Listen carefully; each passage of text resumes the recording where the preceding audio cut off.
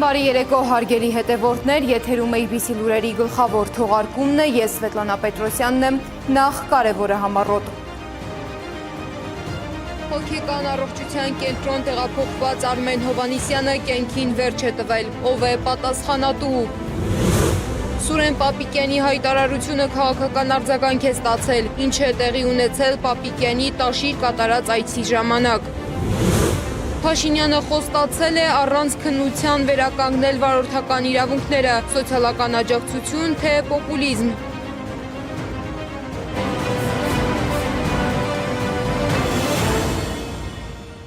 Նախընտրական քարոզարշավի 10-րդ օրն է, որն առանձնանում է սկանդալով ու ողբերգությամբ։ Կյանքին վերջ է տվել ՔՊ կուսակցության քարոզչական պաստառը պոկելու համար ձերբակալված քաղաքացին Արմեն Հովհաննիսյանին նախ պահել էին ձերբակալվածների պահման վայրում, այնուհետև տեղափոխել Նուբարաշենի հոգեկան առողջության կենտրոն, որտեղ էլ հայտնաբերել են կախված վիճակում։ Իրավապաշտպանները սա համարում են ոչ թե դժբախտ պատահար, այլ պետական համակարգի անպատասխանատվության ու իրավական խախտումների հետևանք։ Ինչու վարչական իրավախախտման համար նախաձեռնվեց քրեական վարույթ եւ ով է պատասխանատու տեղի ունեցածի համար, ռեպորտաժում։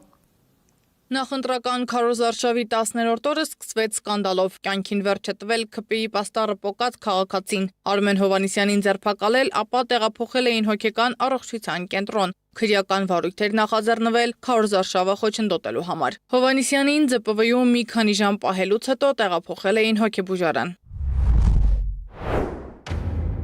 Քարոզչական պաստառ վնասելը վարչական իրավախախտում է, այն էլ եթե վնասվում է օրենքով սահմանված կարգով փակցված պաստառը։ Պատիժը տուգանք 50,000-ից 100,000 ՀՀ դրամ։ Չի կարող պաստառ վնասելը որևէ դեպքում քրեական պատասխանատվություն ենթադրել։ Այս այլասերված իրավամեկնաբանություններով առաջնորդվող իրավապահների խղճին են Նուբարաշենի հոգեբուժարանում ինքնասպան եղած անձի մահը, եթե ԶԼՄ-ներում ներկայացված փաստերը հաստատվում են։ Ըստ լրատվամիջոցների, մայիսի 15-ի երեկոյան 18:00-ից Արմեն Հովհաննիսյանը եղել է անազատության մեջ, իսկ արդեն առավոտյան 9:30-ի սահմաններում հայտնաբերել են նրան կախված վիճակում։ Նրան հոգեբուժարան էին տեղափոխել շտապօգնության բժշկի ցուցումով, մինչդեռ անհրաժեշտ էր դատարանի թույլտվություն։ Հոգեբուժական հսկողությունը իրականացվում է տեղամասային հոգեբուժների կողմից, բայց տեղամասային հոգեբուժը իրավունք ունի անձին հարկադրաբար հսկողություն իրականացնելու միայն այն դեպքերում, երբ որ դատարանի որոշում կա արտահայտանոցային հարկադիր բուժման։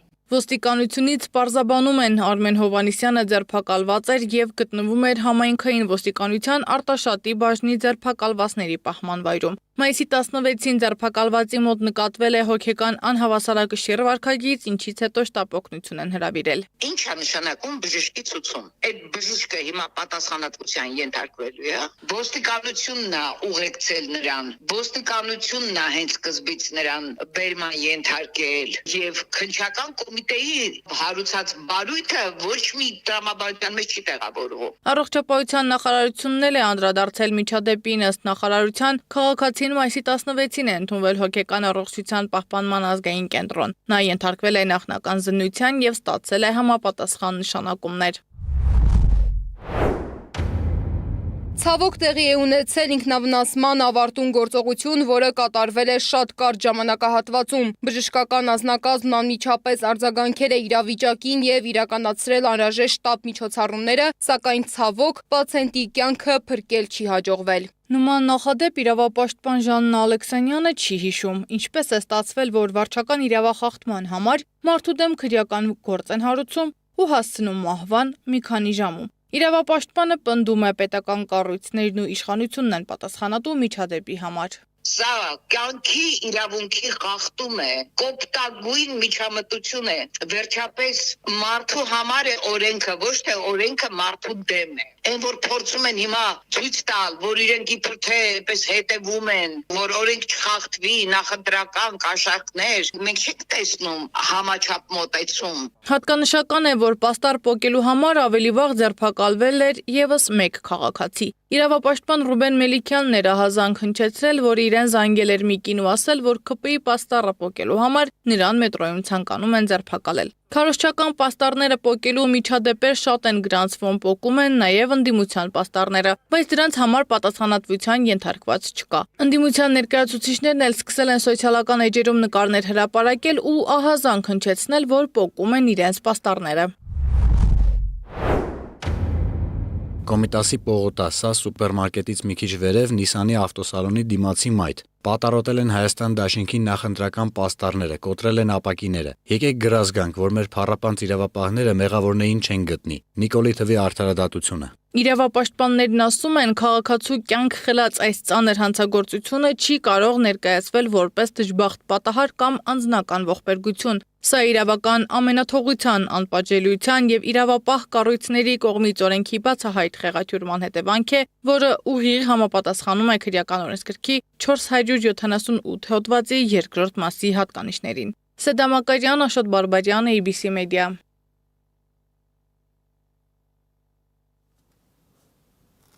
Նույն օրը Լոռու մարզում ձերբակալվել է ևս 10 մարդ նախընտրական քարոզչությանը խոչընդոտելու կասկածանքով։ Միջադեպը տեղի է ունեցել այն պահին, երբ այդ հատվածում իր թիմի հետ քարոզարշավ էր անցկացնում պաշտպանության նախարար Սուրեն Պապիկյանը։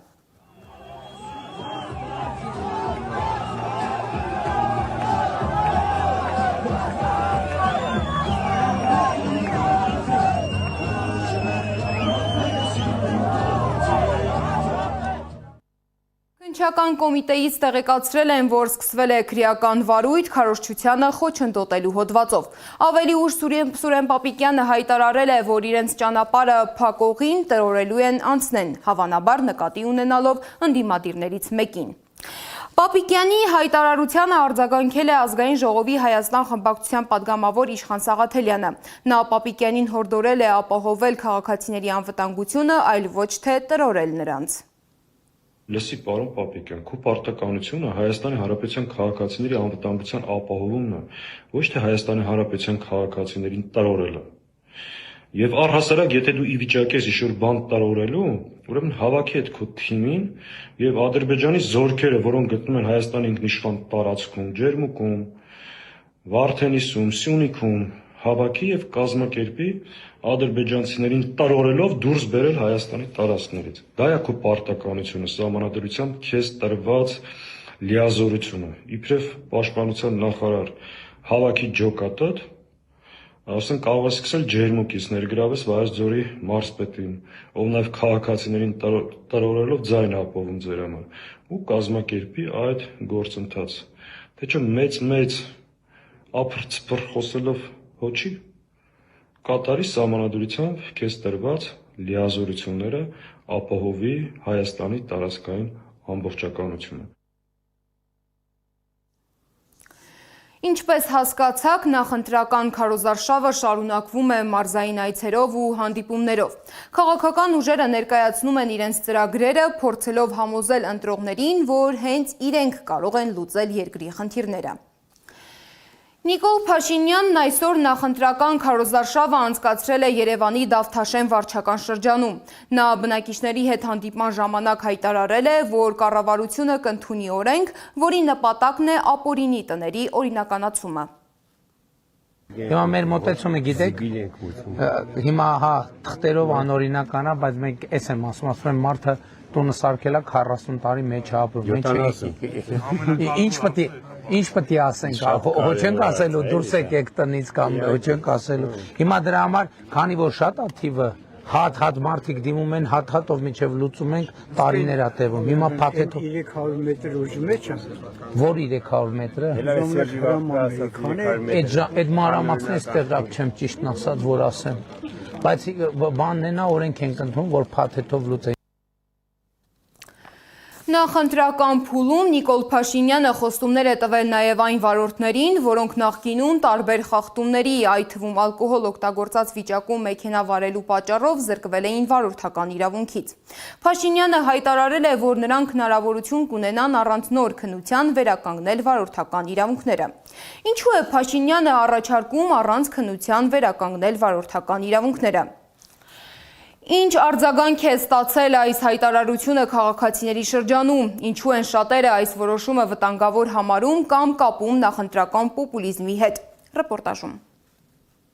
Ալկոհոլի ազդեցության տակ մեքենա վարելու պատճառով վարորդական իրավունքից զրկված քաղաքացիները Փաշինյանի որոշմամբ այն կարող են վերականգնել առանց քննություն հանձնելու։ Այս մասին նա նախընտրական քարոզարշավի շրջանակում է հայտարարել, ապա իր էջում հարցում տեղադրել հասկանալու, թե ով է կողմ որոշմանը։ Հայտարարությունը մեծ արձագանք էր ստացել, այն ողջունեցին վարորդական իրավունքից զրկված անձինք, մտահոգություն հայտնեցին մյուս վարորդները։ Սոցիալական ցանցերում այս թեմայով քննարկումներ են ծավալվում։ Խմած վարորդը պոտենցիալ մարդասպան է, կփաստեն բոլոր այն վարորդները, ովքեր գեթ մեկ անգամ առնչվել են նման խնդրի։ Դեմ եմ խմած վարորդների վկայականների վերականգնմանը։ Այստեղ օրենքն ու օրինապահ լինելը արժեզրկվում են, սա անարդարության զգացողություն է առաջացնում օրինապահ վարորդի մոտ։ Պոտենցիալ մարդասպաններ են, ինչ ներում, ընդհակառակը պիտի մեքենան էլ առգրավել ու աճուրդով վաճառել։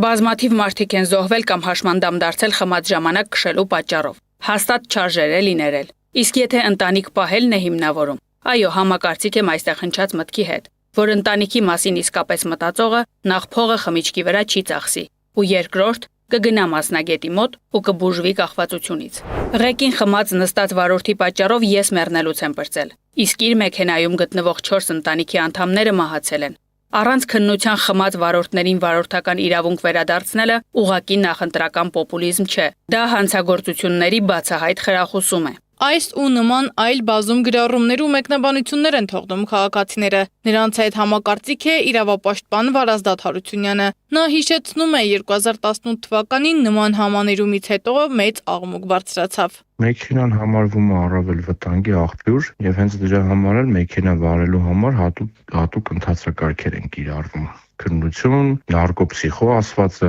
իդեպ նմանատիպ ընթացակարգեր կիրառվում են զենքի թույլտվության համար։ Սա նույն իրավիճակն է, երբ զենքի գործադրման հանցագործություն կատարած անձին կամ զենքի կրման պահպանման կանոնները խախտած անձին զենքի թույլտվությունից զրկեն, հետո առանց նույն ընթացակարգերի կիրառման, առանց քննության եւ այլն, վերականգնել այդ իրավունքը։ Բացի այդ, ըստ իրավապաշտպանի խթանվում է անպատասխանատվությունը, ջուրն են կնում պարեկային համակարգի կայացման համար արված աշխատանքը։ Այդքան արտասահմանյան ռեսուրս չէ, եկա որ ոստիկանական բարեփոխումներ անեն, բարեկների վրա տեսաձայնագրող սարքեր ավելացվեն, տեխնիկական միջոցներ, բարեկները էլ կաշառք չէին վերցնում, որը իրավախախտ վարորդներին հայտնաբերեն եւ մեկուսացնեն կոպիտ ասած երթևեկությունից։ Հետո գալիս է Նիկոլ Փաշինյանը իր ընտրաշավով եւ ասում է այդ ամբողջ արածը ջուրն եմ գցում։ Մեր մյուս զրուցակիցն օրինակ վստահ է, եթե գիտակցաբար հարբած մեքենա ես վարել, ապա դա կանես երկրորդ անգամ։ Դա արդեն կդառնա ամենաթողություն, ինքը կդառնա այդ ամենաթողության նախատիպ ու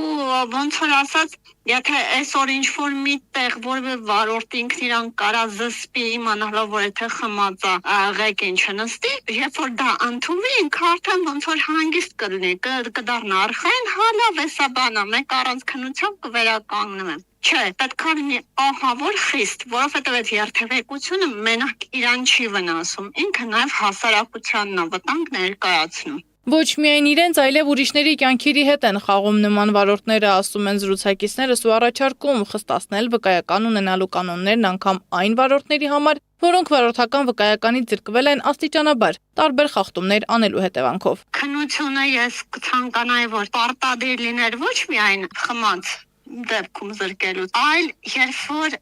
հատկացված բալերը տարվա ընթացքում սպառվում է։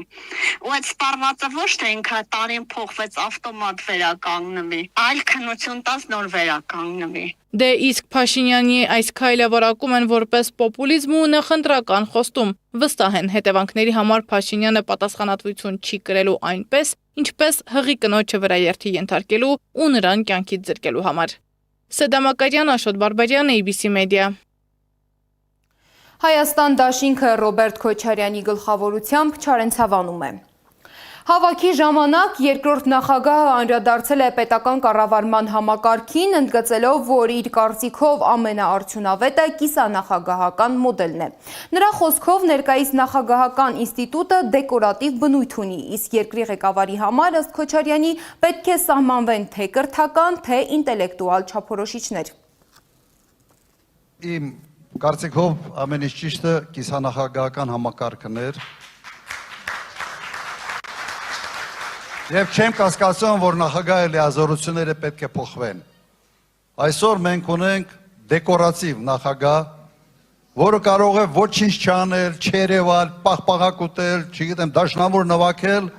ունենալ մի 100 հոգանոց աշխատակազմ բյուջեի հաշվին։ Ամենից անիմաստ պաշտոնն է այսօր, անհասկանալի անիմաստ պաշտոնն է այսօր երկրում։ Ամեն ինչ արեցին,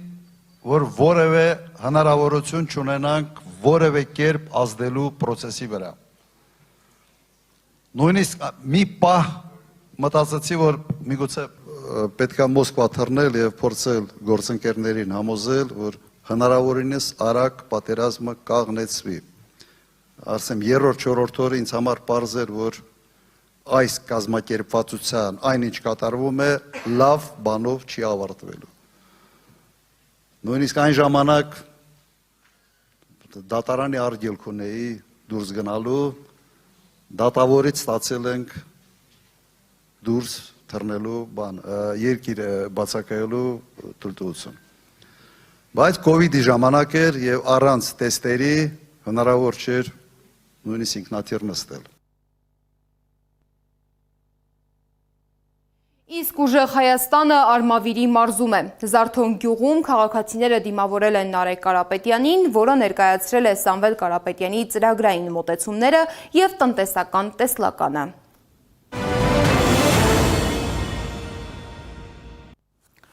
Ամփոփելով այս շաբաթվա քաղաքական զարգացումները հասկանում ենք, որ քարոզարշավային օրակարգում շարունակել են գերակշռել թե ներքին, թե արտաքին քաղաքականության շուրջ քննարկումները։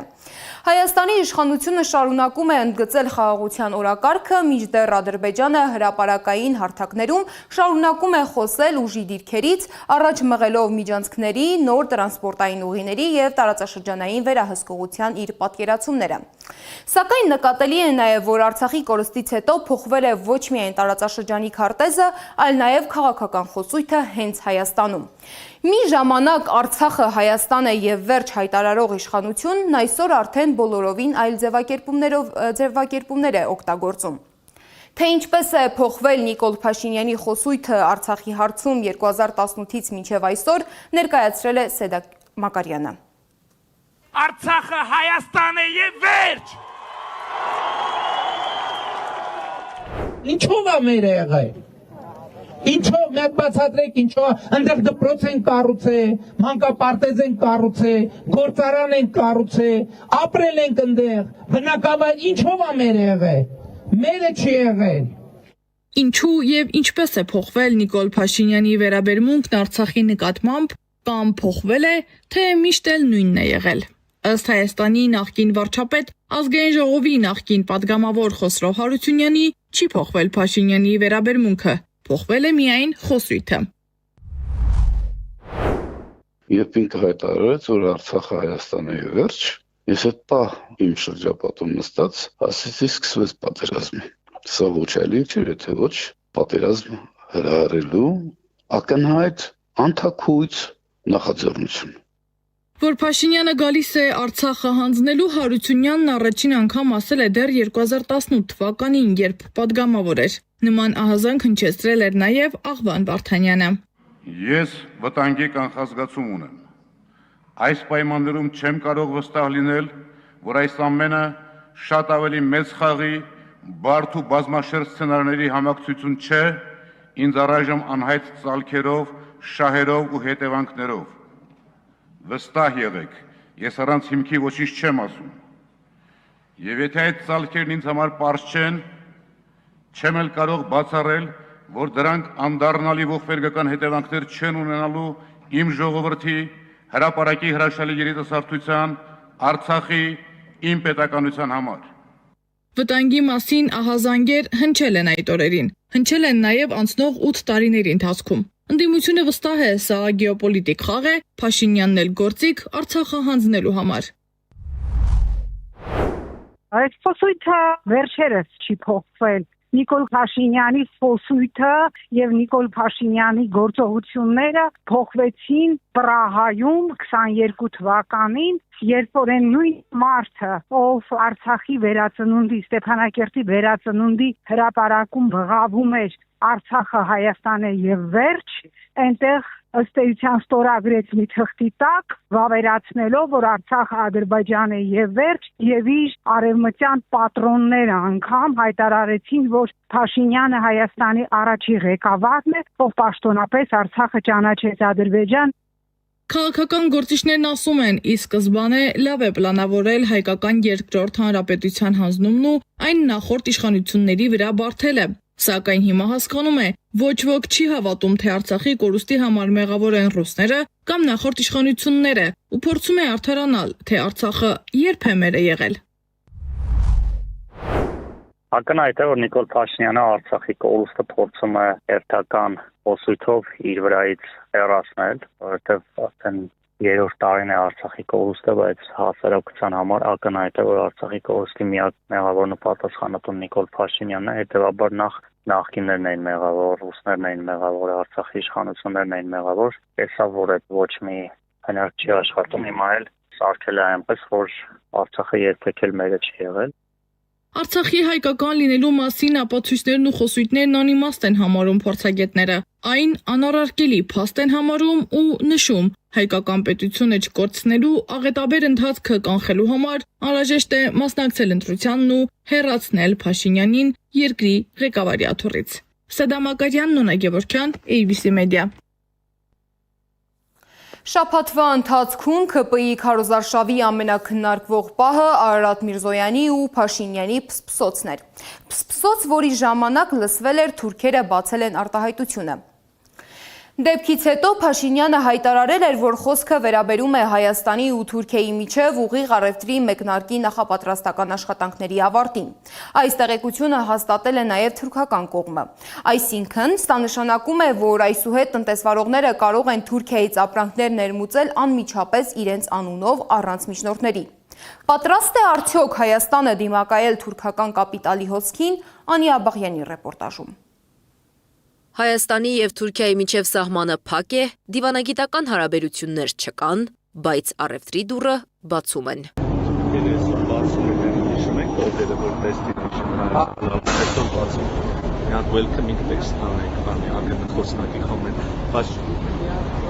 Այս փսփսոցից մեկ օր անց միայն գրեցին welcome-ի տեքստը։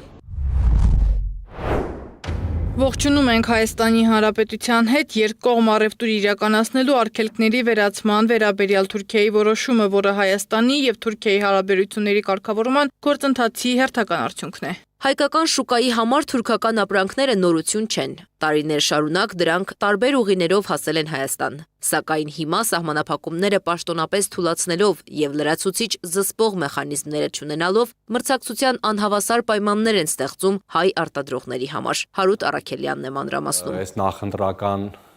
շրջանում սպասելի էր նման քայլ Թուրքիայի կողմից ու դա երբ փաստագրված չի դեռ պայմանագրեր մենք չունենք, երաշխիքներ չկան, թե տնտեսական, թե քաղաքական, դա հիմնականում տնտեսական էքսպանսիա է Հայաստանի հանդեպ, Հայաստանի դեմ, որտեղ մեր փոքր արտադրությունը, որ այս պահին ունենք, թե գյուղատնտեսական ոլորտում եւ թե ասենք այլ ոլորտներում, հիմնականում խոցելի են դառնալու թուրքական էժան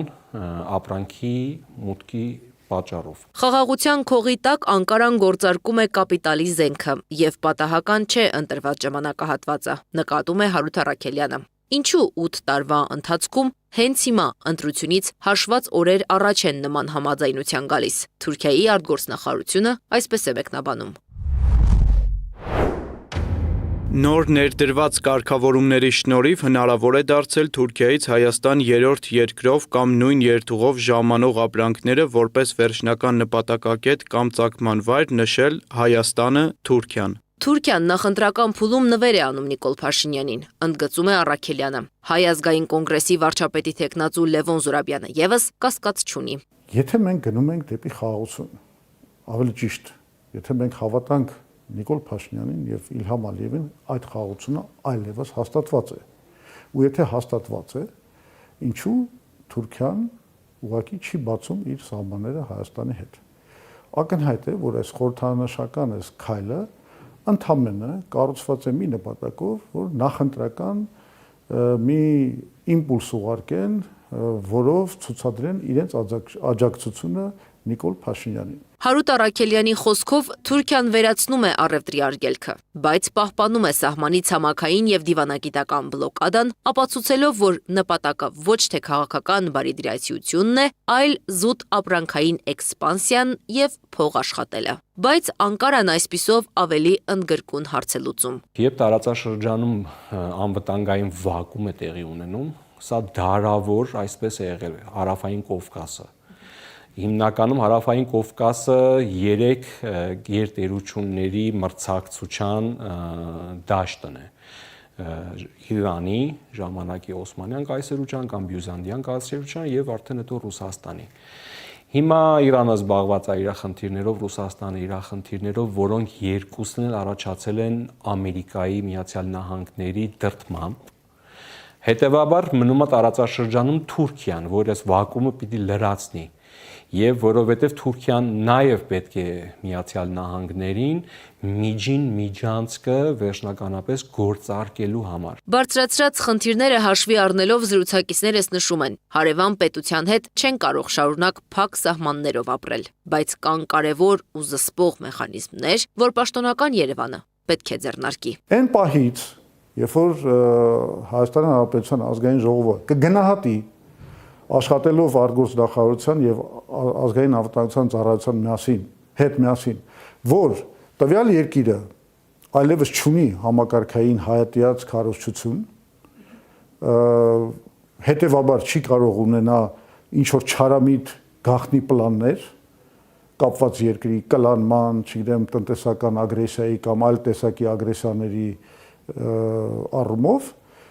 այդ երկրի մասին, այդ երկիրը սովորական երկրի կարգավիճակից կբարձրացվի բարեկամական երկրի կարգավիճակի։ Գործող իշխանությունը այդ քայլերը չի կատարելու, նշում է Լևոն Զուրաբյանը։ Իսկ Հայաստանի պետական ինստիտուտները ունեն բավարար կամք դիմագրավելու թուրքական էժան կապիտալի կենտրոնացված եւ ագրեսիվ ալիքին, թե Վրաստանի օրինակին հետևելով նախ կուլ կգնան, հետո կփորձեն վերականգնման, զսպման մեխանիզմներ կիրառել։ Անի Աբաղյան, Տարոն Ղանդիլյան, Աշոտ Բարբարյան, ABC Media։ Բայց այսպես ասած լավ հարաբերությունների զուգահեռ իրականությունում հանրային ուշադրության կենտրոնում շարունակում է մնալ Բաքվում պահվող հայ գերիների թեման։ Գերիների թեման նոր զարգացում է ստացել Բաքվի բանտից հնչած հերթական ահազանգով։ Արցախի նախկին արտգործնախարար Դավիթ Բաբայանը հայտարարել է, որ իր հիմնարար իրավունքները խախտվում են։ Նման դիմումով օրեր առաջ Հայաստանի ՄԻՊ-ին դիմել էին նաև Ռուբեն Վարդանյանն ու Դավիթ Իշխանյանը։ Ինչ են պահանջում հայ գերիները, ինչու են դիմում Հայաստանի մարդու իրավունքների պաշտպանին, Անի Աբաղյանի ռեպորտաժում։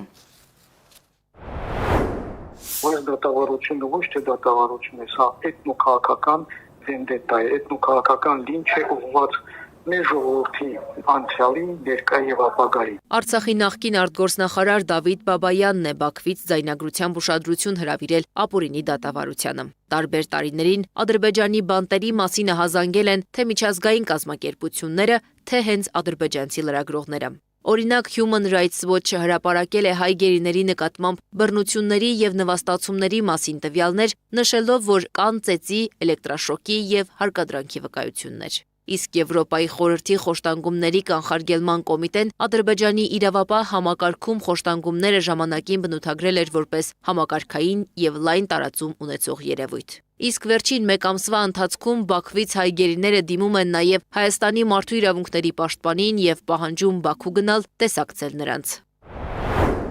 Կծանոթանա թե ինչպես է ընթացել, ինչ լուրջ եւ կոպտագույն խախտումներով ընթացել թե հետաքննությունը, ամբողջ քննությունը եւ թե դատավարությունը, մարդու իրավունքների, միջազգային իրավունքի, միջազգային նորմերի, այդ թվում նաեւ Ադրբեջանի Հանրապետության քրեական օրենսգրքի ընդհանցակարգի կոպտագույն խախտումներով։ Տարածված ձայնագրություններից ակնհայտ է դառնում, որ Ադրբեջանի մարդու իրավունքների պաշտպանն ակտիվացել ու այցելել է հայ գերիներին։ Սիրանուշ Սահակյանն ուշադրություն է հրավիրում այն փաստի վրա, որ գերիները բազմաթիվ խնդիրներ են ունեցել եւ պահանջել են պետական միջամտություն։ Սակայն Ադրբեջանի մարդու իրավունքների պաշտպանը միշտ անտեսել է այդ խնդիրները։ Այս կառույցի տիրույթում է օրինակ գերիներին ապօրինի դատավճիռները թարգմանությամբ նրանց կամ նրանց ընտանիքներին չտրամադրելու հարցը կարգավորելը։ Անկախ փաստաբանների հետ հանդիպումներ չեն լինում եւ այս խնդրի կարգավորումը եւս Ադրբեջանի մարդու իրավունքների պաշտպանի տիրույթում է։ Ինձ համար առնվազն կասկածելի է, թե ինչու ադրբեջանական ՄԻՊ-ը ինքնուրույն չի լուծում այն հարցերը, որը բացառապես գտնվում է այդ կառույցի մանդատի ներքո եւ այդ խնդիրների լուծմանը ներ է գրավում Հայաստանի Հանրապետության մարդու իրավունքների պաշտպանին, որը ցավոք սրտի Ադրբեջանում որևէ իշխանություն, իրավասություն, լիազորություն չունի։ Հայաստանի մարդու իրավունքների պաշտպանն Ադրբեջանում ունի նույնքան իրավունք եւ հնարավորություն, որքան արտասահմանցի զբոսաշրջիկը։ Նա չի կարող մանդատի ուժով հանձնառել մարդու իրավունքների պաշտպանությունը։ Բայց Հայաստանի մարդու իրավունքների պաշտպանն ունի փարիզյան անկախության չափանիշներին համապատասխան որակավորում եւ կարող է ակտիվ ներգրավվածություն ունենալ միջազգային հարթակներում բարձրացնելով Բաքվում պահվող գերիների հարցը։ Մինչդեռ նա անգամ Հայաստանի ներսում գերիների հարազատների հետ պատշաճ շփումներ չի ունենում, վկայում են գերիների հարազատները։ Այս 2.5 տարվա ընթացքում ՄԻՊ-ի հետ հանդիպել ենք մեկ անգամ մեր նախաձեռնությամբ, բարձրացրել ենք որոշ հարցեր, որին խոստացել էր պատասխաններ տալ, բայց մինչ օրս պատասխանները չկան։ Անահիտ Մանասյանն ասեց, որ կապի մեջ է Ադրբեջանի գործընկերոջ հետ եւ կփորձի մեզ օգնել որոշ հարցերում։ Թե Ադրբեջանի գործընկերոջ հետ կապի ընթացքում ինչպես է մարդու իրավունքների պաշտպանը օգտակար եղել օրինակ Դավիթ Իշխանյանի հարազատներին, շոշափելի չէ։ Գուցե պատճառն այն է, որ այդ մեկ հանդիպումն է միայն եղել, այն էլ գերիների հարազատների խնդրանքով։ Իսկ ինչ կտա Բաքվին, եթե օրերից մի օր Հայաստանի մարդու իրավունքների պաշտպանը որոշի եւ այցելի Բաքվի գերիներին։ Ադրբեջանական ՄԻՊ-ը Հայաստանի ՄԻՊ-ի ներգրավվածությամբ կարողանալու է քողարկել այդ խոշտանգումները եւ ինչու ոչ լեգիտիմացնել այսպես կոչված միջազգային ստանդարտներին համապատասխանող պայմաններ հայ բանտարկյալների համար։ Եվ երկրորդը իմ գնահատմամբ սա նաեւ շեղող տակտիկա է, որովհետև մենք գործ ունենք ապօրինաբար պահվող հայ բանտարկյալների հետ, որոնց իրավունքի խախտման վերացումը ենթադրում է նրանց ազատ արձակում։ Եվ եթե նրանք ազատ արձակված չեն, հետագա երաշխիքները դեռևս չեն նշանակում, որ մարդու իրավունքների հարցերը լուծվել են, եւ ադրբեջանական ՄԻՊ-ը փորձ է անում ազատ արձակման խնդրից ծառաբեռնվածությունը տեղափոխել նրանց պայմանների ապահովման խնդրին։ Գերիների պահման պայմանների հարցը կարևոր է, նրանց ընտանիքների հանդիպումները եւս։ Բայց այս խնդիրներն առաջացել են, որովհետև Բաքուն ապօրինաբար պահում է հայ գերիներին եւ տարիներ շարունակ չի վերադարձնում։ Ադրբեջանական մարդու իրավունքների պաշտպանի հովանավորությամբ նոր իրողության շուրջ ադապտացման քաղաքականություն է սկսել Բաքուն։ Հայ գերիներին, նրանց ընտանիքի անդամներին ու հայ հասարակությանը փորձում են համոզել, թե գերիները իբր պատիժ են կրում Ադրբեջանում եւ տարբեր այցելություններով նրանց թույլ է տրվում օգտվել իրավունքներից։ Մինչդեռ այսպիսով հեռացնում են ամենամեծ ու հրատապ ազատ արձակման խնդրից։ Սիրանուշ Սահակյանն ընդգծում է, եթե Ադրբեջանը հարգում է մարդու իրավունքները, մարդասիրական նորմերը, ապա պետք է անհապաղ ազատ արձակի բոլոր հայ գերիներին, այդ թվում ռազմաքաղաքական ղեկավարներին։ Անի Աբաղյան, Տարոն Ղանդիլյան, Աշոտ Բարբարյան, ABC Media։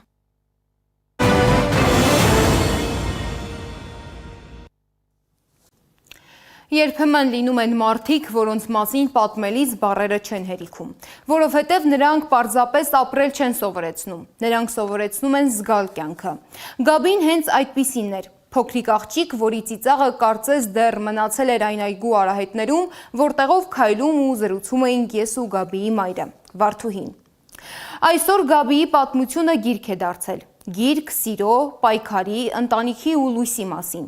Սա հակասական զգացումների պատմություն է, որտեղ ծիծաղն ու լացը անընդհատ հանդիպում է միմյանց։ Դուք դիտեք փոքրիկ Գաբրիելայի պայքարի, հիվանդության,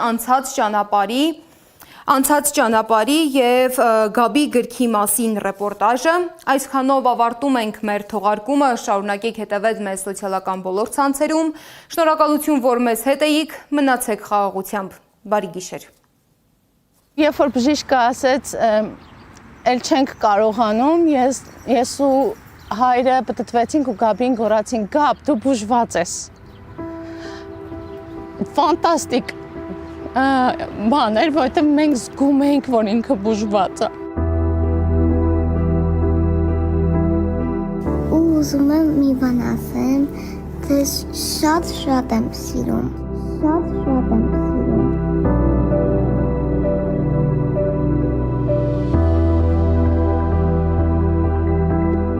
Գաբիի մանկությունը անցել է հենց այս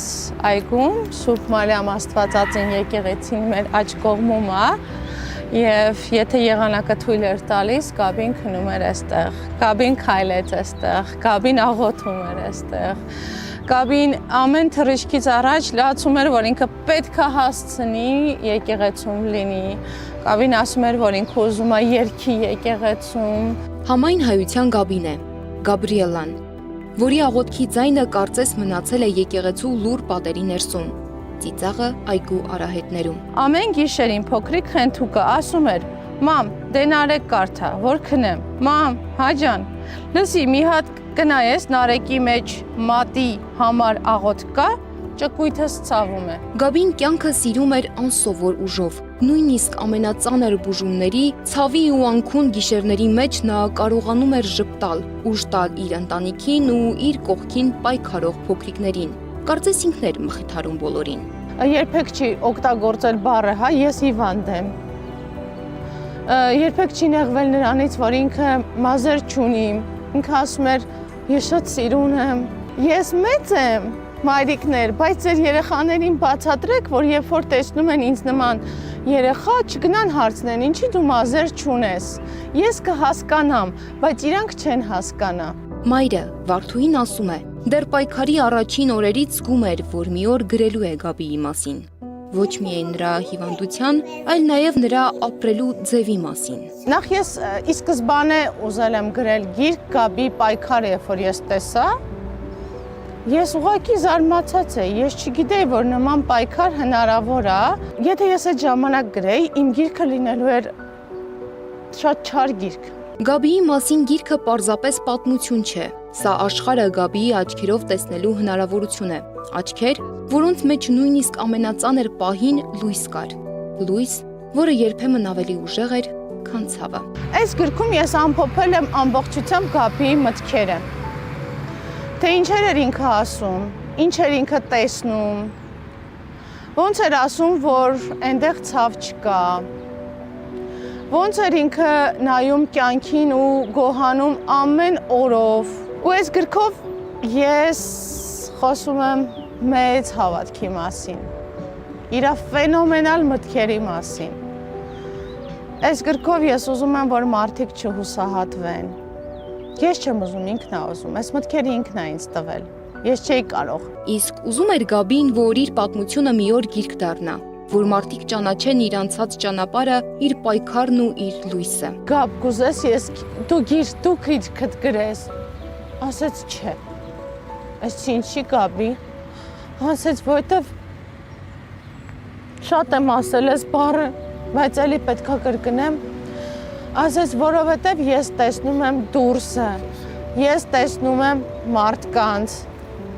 իրանք չեն հավատում Աստծուն, ու իմ գիրքը կգցեն աղբը։ Բայց Գաբիի պատմությունը միայն էջերի վրա գրված հիշողություն չէ, այն այսօր էլ շարունակում է ապրել ուրիշ երեխաների կյանքում հույս դառնալով։ Գրքի ամբողջ հասույթն ընտանիքն ուղղելու է պալիատիվ խնամքի կարիք ունեցող երեխաներին։ Գաբին 2 օր առաջ ես անդադար երեկոները մենք իրար կողք զրուցում էինք, ինքը ասեց, մամ, խնդրում եմ, կօգնեք երեխաներին։ Ու որոշեցինք, որ ընդլայնում ենք, կառուցում ենք այդտեղ Հաղարծին գյուղում հյուրատուն, որի հասույթը ուղղելու ենք հենց պալիատիվ խնամք ունեցող երեխաներին եւ գրքից ստացված հասույթն ենք ուղղելու։ Գաբի գիրքը միայն երեխայի պայքարի պատմություն չէ, սա նաեւ ամուր ընտանիքի, սիրո ու մեկը մյուսին աջակցելու մասին պատմություն է։ Վարդուհին ասում է, գրքի երկրորդ հերոսը Գաբիի հայրիկն է, Էմիլը։ Սա ի սկզբանե գրվում էր իր հայրիկի համար միմիային։ Ես ուզում եի, որ իմ շնորհակալությունը հայտնեմ, որովհետև ինքը շատ լավն է։ Ոչ մեկ չգիտի իր մասին, բայց ինձ թվում է աղջկա կյանքում ամենակարևորը մայրը չի, հայրն է։ Վարդուհին ասում է, ինքը հավատում է հրաշքների, բայց իր համար ամենամեծ հրաշքը ոչ թե պարզապես կյանքն է, այլ հավերժությունը։ Նայում եմ ծաղկած սպիտակ խաչա հավերժության նշանով, ասում եմ Էմիլ, թիվը, ասում է չկա։ Ասում եմ, բայց տվել էիր, չէ։ Ասում է, հա։ Ես չեմ կարծում, որ այսօր մարդ կա, որ հա ունի այդ շիրմաքարը վրան թիվ չկա վրան։ Մենք ասենք ինչ լավ է, թող չլինի, ինքը հավերժություն է։ Սա գիրք է հակասական զգացումների մասին։ Այստեղ ծիծաղն ու լացը անընդհատ հանդիպում են միմյանց։ Սա միաժամանակ անսահման ուժի ու անզորության, հավատի ու կորստի, ցավի ու սիրո պատմություն է։ Բայց նրանք, ովքեր արդեն կարդացել են գիրքը, ասում են, սա ծանր պատմություն չէ, սա ապրեցնող պատմություն է։ Պատմություն, որից հետո մարդիկ տուն են վերադառնում ու ավելի ամուր գրկում իրենց երեխաներին։ Շատերն ասում են, Գաբին իրեն սովորեցրել է ապրել, սովորեցրել է գնահատել ամենափոքր երջանկությունը, ամեն օրը, ամեն գրկախառնությունը։ Եվ գուցե հենց սա է այս գրքի ամենակարևոր առաքելությունը։ Ինձ գրում են անդադար, Գաբին տեսանք մեր երազում, ինքը խոսեց մեզ հետ, մենք բալիկ էինք սպասում, չգիտեմ, ինքը մեզ բուժման ժամանակ եկավ, մեր ավտոն հանկարծակի արգելակեց գիրքը կարդալուց, վթարային ֆանտաստիկ նամակներ ունեմ։ Մայրը հիշում է, նույնիսկ ամենածանր օրերին Գաբին չէր ուզում, որ իրեն խղճան։ Երբ վատ էր զգում, լռում էր, սպասում, մինչև նորից ուժ կհավաքեր։ Չէր սիրում ցույց տալ իր ցավը։ Ինքը ոչ խոսում էր, ոչ մեկի հետ չէր խոսում։ Սպասում էր, երբ որ ինքը կվերականգնվի, նոր ինքը սկսում էր խոսել թե քրոջ, թե տատիկի, թե մնացածի հետ։ Իսկ այն օրը, երբ բժիշկները փաստացի այլևս հույս չէին թողնում, Գաբին կարծես նորից որոշեց պայքարել, այս անգամ իր ձևով, լուռ, բայց ուժեղ։ Չի լինել 6 ամիս։ Բայց 2 ամիս կփորձեմ մեղմացնել, հա։ Հետո Գաբի աչքերում տեսա, որ սա հասկացել է ինքը։ Այսպես ոտքերը խաչեց, նստեց ու բարձր գոռաց. «Մամ, եթե մոդակը չի կարող, ես կարող եմ»։ Բայց Նյու Յորքում բժիշկների հերթական հանդիպումից հետո ամեն ինչ փոխվեց։ Ընտանիքը որոշեց վերադառնալ հայրենիք։ Հենց այդ օրերին էլ Գաբիին հարցրեցին. «Ինչ է ուզում»։ Նա առանց երկար մտածելու պատասխանեց. «Շուն եմ ուզում»։ Գաբի անունը ինչ կդնենք։ Ասեց Աստղիկ։ Այն որ տանը շոկի մեջ են, ամուսինս ասում է